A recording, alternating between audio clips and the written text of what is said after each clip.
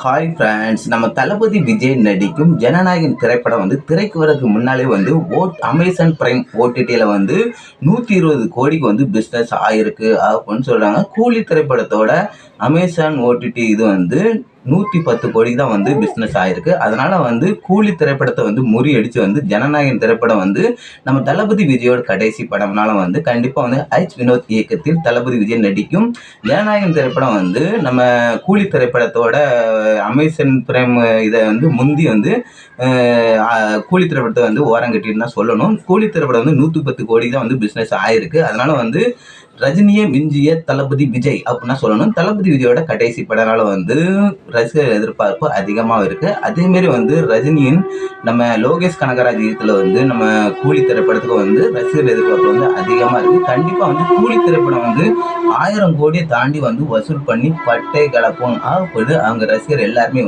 எதிர்பார்த்துருக்காங்க. Leo திரைப்படத்தோட வசூலை முறி அடிக்கும் அப்படின்னு ரஜினி ரசிகர் எல்லாருமே எதிர்பார்க்குறாங்க. அதேமாரி ஜனநாயகன் திரைப்படத்துக்கு எதிர்பார்ப்பு அதிகமாக தான் இருக்குன்னு சொல்லணும். ஆனால் நம்ம தளபதியோட கடைசி திரைப்படம், அதுக்கப்புறம் அவர் அரசியலுக்கு போறாரு.